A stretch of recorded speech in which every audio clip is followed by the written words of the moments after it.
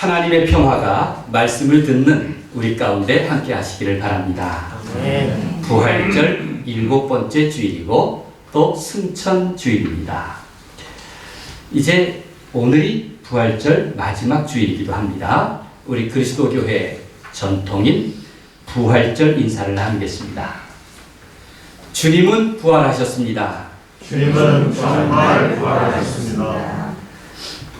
다음 주일부터는 성령 강림 절기가 시작됩니다. 부활하신 주님은 40일째 되는 날 승천하셨습니다. 이를 기념해서 7번째 주일을 승천 주일로 지킵니다. 지난 40일 동안 여기에 2개의 초를 밝혔습니다. 파스카의 초, 6월절의 초라고 부릅니다. 2개의 촛불은 구름 기둥과 불 기둥처럼 부활 이후 희망의 출애굽, 새로운 출애굽으로 이끌고 있습니다. 우리 색동교회는 부활절 7주간 동안 부활 찬송 한 곡씩을 계속 불렀습니다. 특별히 오늘 부른 찬송은 사망의 권세가 169장입니다. 이 찬송은 원래 아프리카 응고니족의 전투할 때 부르는 노래인데 말라위에서 선교사 활동을 하던 토마스 콜빈이 그 곡조에다가 부활 승리에 대한 가사를 붙인 것입니다.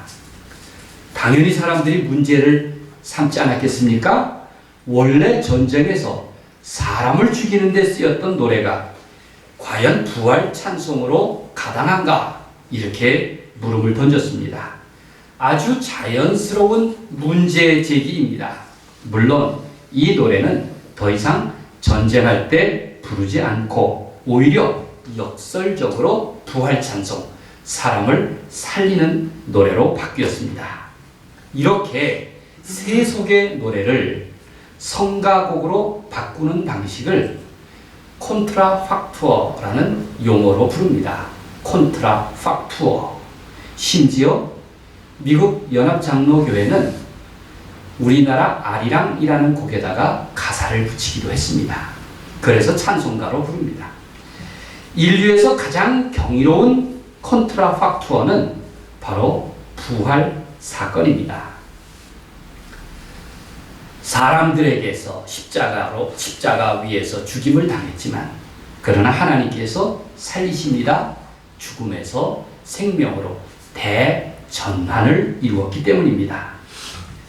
오늘로 부활절 7주일을 마무리합니다만 우리는 부활신앙을 믿을 뿐만 아니라 내 생활 태도와 사고 방식을 바꾸는 계기가 되어야 합니다.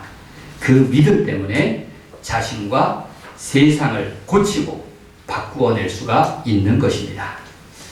오늘 본문의 주인공은 여러분들이 지난주 톨레레게에서 읽었던 느헤미야입니다. 제가 설교 제목을 고심하면서 성 느헤미야, 세인트 느헤미야라고 불렀습니다. 마치 성 프란체스코처럼 실존 인물인 그를 성인의 반열에 올려서 부르고 싶은 그러한 마음이 들었습니다. 그는 하나님 신앙 때문에 자기 인생을 콘트라팍투어한 인물입니다. 느헤미야는 제사장도 아니고 선지자도 아닙니다. 바사, 페르시아 왕 아닥사스다 아래에서 왕을 모시던 술관원이었습니다. 술에 관한 한 책임을 지고 있는 사람이니 얼마나 세속적인 인물입니까? 지극히 세속적인 정치인이라고 볼 수 있습니다. 어느 날 느헤미야는 친동생 하나니로부터 유다와 예루살렘의 형편을 듣게 됩니다. 2절 말씀을 함께 읽겠습니다. 내 형제들 가운데 하나인 하나니가 시작. 내 형제들 가운데 하나인 하나니가 두어 사람과 함께 유다에서 내게 이르렀기를 내가 그 사로잡힘을 면하고 남아있는 유다와 예루살렘 사람들의 형편을 물은즉 하나니는 예루살렘에 있는 백성들이 겪고 있는 환난과 능력에 대한 소식을 전했습니다. 150년 전 예루살렘 성이 허물어지고 성문은 불타버렸는데, 그런데 아직도 복구를 하지 못한 채 참 비참하게 사는 사람들이 있더라는 것입니다. 바벨론에서 돌아간 사람들이 아직 제대로 정착하지 못한 채 뿌리를 내리지 못하고 있었던 것입니다. 느헤미야는 누굽니까? 느헤미야는 바벨론으로 포로로 잡혀온 그 선조의 후손입니다. 조상은 150여 년 전 바벨론으로 포로로 잡혀왔습니다. 그는 한 번도 예루살렘에 가본 적도 없는 디아스포라입니다. 그런데 느헤미야는 자기 조상의 조국과 예루살렘을 생각하면서 슬퍼했습니다. 멸망한 때가 언젠데 아직도 무너진 채 폐허로 남아있는 성벽과 그 백성의 가련한 처지를 불쌍히 여깁니다. 여러분 생각해 보십시오. 느헤미야는 바사 제국에서, 페르시아 왕국에서 고위직으로 있는 사람입니다. 그런데 저홀로 출세에 만족하지 않고 제 민족의 가난과 수치를 돌보려는 의리 있는 사람이었습니다. 여러분, 제가 늘 의리를 강조하죠? 신앙에는 의리가 필요합니다. 오늘 서상남 집사님 기도하면서 우리는 함께 즐거워하고 함께 슬퍼하기로 마음먹은 사람들입니다. 그 말씀을 하실 때 가슴이 와 닿았어요. 우리는 다만 로마서 12장 15절의 말씀을 암송하고 지키자고 했을 뿐인데 그렇게 다짐한 거죠. 우리는 이미 우리 생동교회는 함께 즐거워하고 함께 아파하기로 결심한 사람들입니다. 그런 신앙의 의리를 다짐하는 여러분 되시기를 바랍니다. 그렇습니다. 느헤미야는 저홀로 잘 살고 잘 먹는 데서 만족하지 않고 자기 민족의 가난과 수치를 돌보겠다고 다짐한 사람입니다. 정말 신앙의 의리가 있습니다. 그런 사람이니 가슴이 아팠고 마음이 움직였을 것입니다. 그래서 하나님께 간구하였고 눈물을 흘렸습니다. 사실 말리타양에 있는 느헤미야가 예루살렘과 유다와 무슨 관계가 있습니까? 느헤미야가 여러 날 울고 또 금식하며 기도한 까닭이 있습니다. 중요한 것은 그가 자기 백성과 무엇보다도 하나님 신앙으로 연결되었기 때문입니다. 예루살렘에 사는 그들의 백성도 하나님을 믿고 기도하는 사람들이요, 페르시아에 살고 있는 느헤미야 역시 하나님 신앙을 갖고 있어서 서로 연결되었습니다. 느헤미야가 훌륭한 것은 150년 전의 사건에도 공감했던 그런 인물이었기 때문입니다. 당장 이해관계로는 그렇게 살지 않았지만 신앙은 그것을 가능하게 합니다. 사실 우리 민족은 얼마나 아픔이 많은 사람들입니까? 일제강점기의 식민지 백성들, 사실 우리 부모님도 어린 시절 그 식민지 백성으로 살았습니다. 얼마나 고달팠을까요?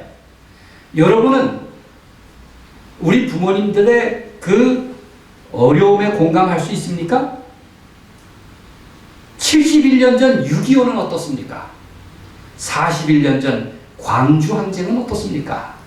우리는 얼마나 공감할 수 있습니까? 당장 지금 이 땅에 와서 몸부쳐 살고 있는 그 고려인들, 조선족들, 탈북자들의 삶에 공감할 수가 있습니까? 정말 쉽지 않은 일입니다. 우리가 성경을 하나님의 말씀으로 읽으면서 늘 경험하는 일입니다.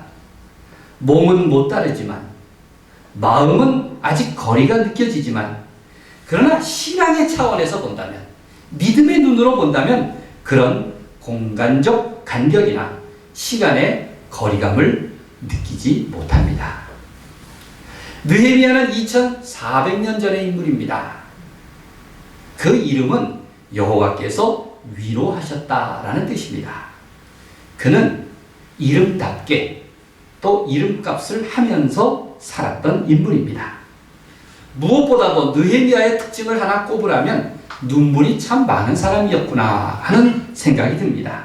4절을 함께 읽겠습니다. 내가 이 말을 듣고 앉아서 울고, 시작. 내가 이 말을 듣고 앉아서 울고 수일 동안 슬퍼하며 하늘의 하나님 앞에 금식하며 기도하여. 참 울음이 많습니다. 수일 동안 슬퍼하고 또 금식하면서 하나님께 기도했습니다. 정직한 사람에게는 넉넉한 연민의 눈물주머니가 있습니다. 자기가 눈물이 많다, 흔하다, 그 나이가 들어서 싱겁게 그냥 피식 우는, 연속극만 봐도 우는 그런 눈물 말고 정말 연민의 눈물주머니, 그런 눈물주머니가 많은 사람은 정직한 사람입니다. 자기 민족에 대한 연민 때문에 느헤미야는 하나님께 간절한 눈물로 기도하지 않았습니까? 금식하며 간구했습니다. 좋은 사람들은 바탕에 그 긍휼한 마음이 있습니다. 불쌍히 여기는 마음이 있습니다. 느헤미야는 페르시아의 고위 관리였지만 자기 조국의 고통을 결코 외면하지 않았습니다. 남의 일에 공감하면서 눈물 흘리는 일은 결코 쉽지 않습니다. 눈물은 진심을 드러내게 하지만 그러나 자칫 위선적으로 만들 수도 있습니다. 마음과 달리 거짓 눈물을 조작하기도 합니다. 여론에 민감한 정치인의 눈물을 가리켜서 악어의 눈물이라고 조롱하지 않습니까? 눈은 사람에게나 동물에게 있어서 아주 중요합니다. 눈동자는 결코 숨길 수 없습니다. 회사에서 면접 시험을 치를 때 눈동자를 보는 이유가 여기에 있습니다. 눈동자는 숨길 수가 없기 때문에 그렇습니다. 저희 집 고양이 마루가 종종 배고프다면서 저에게 호소하면서 그 선한 눈동자로 저를 빤히 쳐다보고 있으면 간식을 안 줄 수가 없습니다. 눈은 얼굴에 진주라는 말도 있습니다. 마음속에 두고 있는 생각이 바르지 못하면 눈동자가 어둡습니다. 성경에서도 눈의 색깔로 사람을 표현하는 경우가 있습니다. 붉은 눈, 붉은 눈이라고 할 때는 악의나 그릇된 마음으로 분노에 가득 찬 있는 상태 혹은 술 취한 상태를 붉은 눈이라고 말합니다. 글을 읽지 못하거나 사물을 보아도 깨닫지 못할 때 까막 눈이라고도 부릅니다. 맑은 눈은 악의도 욕심도 없는 순수한 눈이고, 밝은 눈은 시비곡직을 바로 보고 올바르게 판단하는 눈을 말할 때 사용합니다. 맑은 눈, 밝은 눈은 바로 지혜자의 눈입니다. 시편 19편 8절에서는 여호와의 계명은 순결하여 눈을 밝게 하도다, 이렇게 말씀하고 있습니다. 모름지기 그리스도인은 눈물과 함께 그런 지혜로운 눈을 지녀야 합니다. 바로 느헤미야가 그런 사람이었습니다. 그 느헤미야의 많은 눈물 주머니가 느헤미야를 결심하게 합니다. 느헤미야는 하나님 앞에서 경건히 기도하였습니다. 5절 말씀을 함께 읽겠습니다. 이르되 하늘의 하나님, 시작. 이르되 하늘의 하나님 여호와 크고 두려우신 하나님이여, 주를 사랑하고 주의 계명을 지키는 자에게 언약을 지키시며 긍휼을 베푸시는 주여 간구하나이다. 어느 날 왕궁에 갔다가 아닥사스다 왕에게 느헤미야는 아직 얼굴에 남아있는 수심의 흔적을 들켰습니다. 왕의 술관원이니 얼마나 측근입니까? 왕이 술 마실 때마다 옆에 있습니다. 그러니 왕이 옆에 있는 느헤미야에게 물었을 것입니다. 왜 그렇게 얼굴에 수심이 가득한가? 그렇게 물으니 느헤미야가 이렇게 어렵게 결심하고 요청을 합니다. 느헤미야 2장 5절 말씀입니다. 왕에게 아뢰되 왕이 만일 좋게 여기시고 종이 왕의 목전에서 은혜를 얻어싸우면 나를 유다 왕 나의 조상들의 묘실이 있는 성읍에 보내어 그 성을 건축하게 하옵소서. 여러분, 왕의 곁에 있는 게 권력이지 그 먼 곳 예루살렘으로 나를 보내서 가서 무너져 내린 성벽을 건축하는 일에 보내 써달라고 그렇게 요청을 하는 겁니다. 세상에 이런 바보 관리가 어디 있습니까? 마침내 왕에게 느헤미야는 자신의 속마음을 말했고 결국 왕은 그의 충심을 보고 허락했습니다.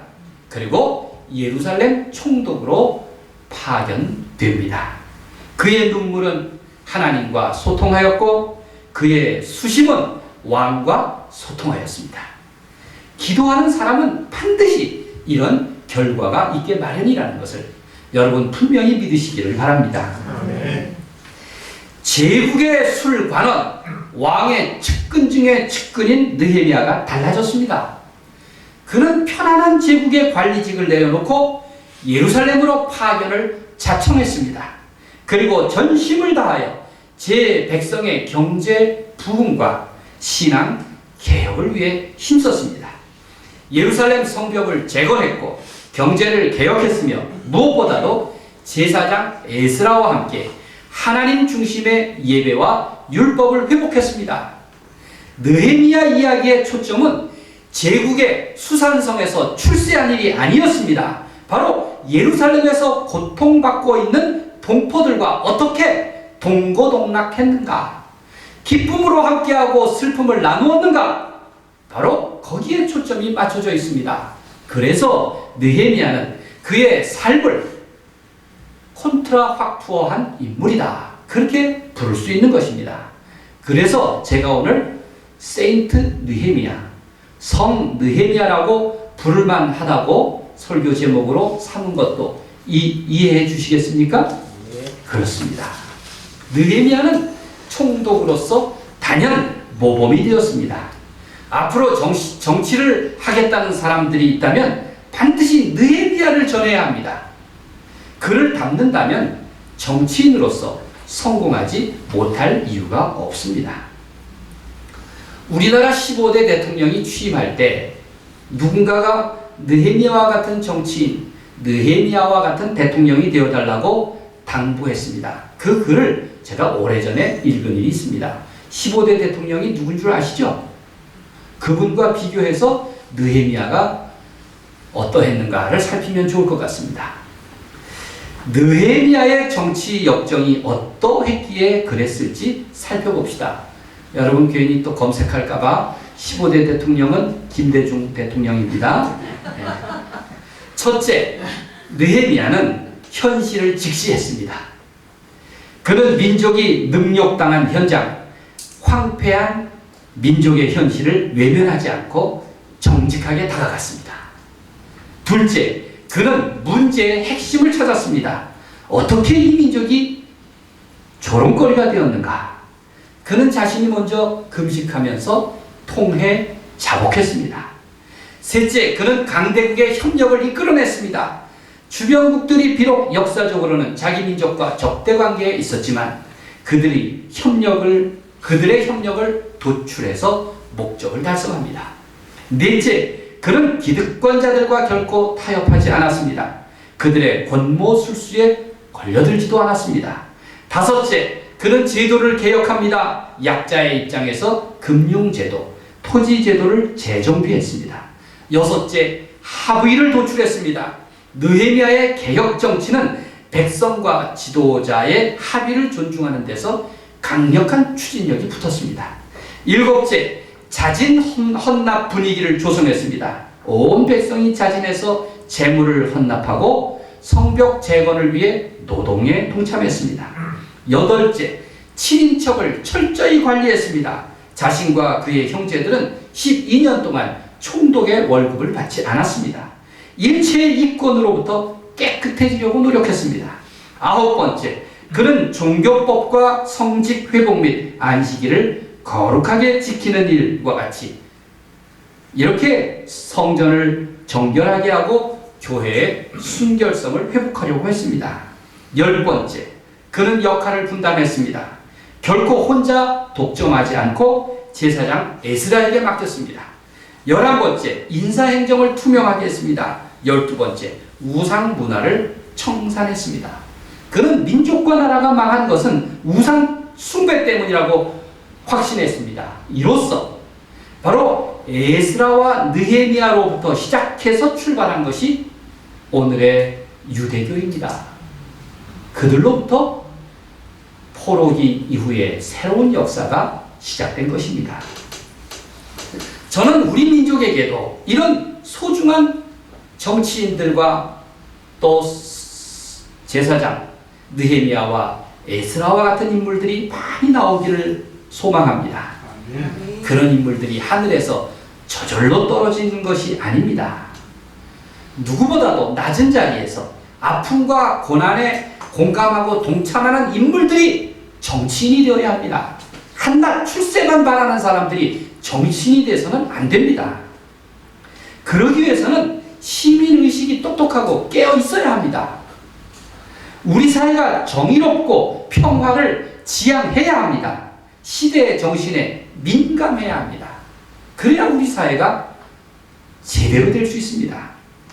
우리 민족에게는 그런 소중한 경험들이 있습니다. 3.1운동 얼마나 대단한 일입니까? 4.19, 광주, 6월항쟁, 촛불광장 등이 그런 고비고비였습니다. 이번 주간은 5.18 광주 41주년을 맞습니다. 광주의 아픔이 유난히 빛나는 것은 그것이 한때의 비극이나 아픔에 머물지 않고 민주주의로 승화되었기 때문입니다. 어떻게 가능합니까? 바로 살아있는 사람들이, 깨어있는 시민의식이 5월이 오면 함께 아파하고 같이 그 희생을 공감하며 개인의 상처를 우리 사회 전체의 환부로 여겼기 때문입니다. 우리도 함께 미안해하고 죄스러워했기 때문입니다. 그렇게 하여 삶과 세상을 바꾸려고 노력했기 때문입니다. 느헤미야처럼 그런 눈물과 아픔을 함께 흘렸기 때문에 가능했습니다. 지금 우리 사회의 미래가 좀 어둡게 느껴진다면 우리 안에 공감의 능력이 부족하기 때문입니다. 요즘 먹고 사는 형편은 나아졌는데 국가 경쟁력이 세계 10등 안에 들었는데 왜 가족, 이웃, 민족의 아픔에 공감할 수 없습니까? 그 아픔에 공감하지 못하는 그 현실이 훨씬 더 비극적인 것입니다. 우리나라를 생각하면 우리가 기도하지 않을 수가 없습니다. 너무 우리 시대에 증오가 많습니다. 우리 사회가 제도적으로 민주화되었는데 비교적 우리 사회가 아주 정직하게 되었는데 그런데 여전히 인간에 대한 존엄, 노동에 대한 존엄의식이 너무 약해졌습니다. 무시 못할 차별의식, 양극화가 존재합니다. 점점 깊어집니다. 우리가 이 현실 앞에 어떻게 눈물을 흘리지 않고 기도하지 않을 수가 있겠습니까?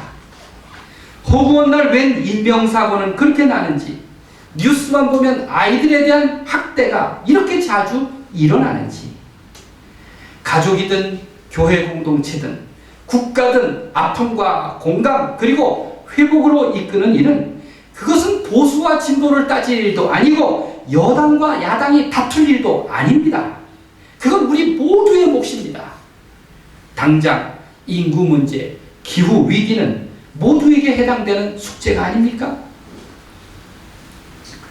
부활신앙은 내 옛사람을 새 사람으로 컨트라 확 투어하는 일입니다.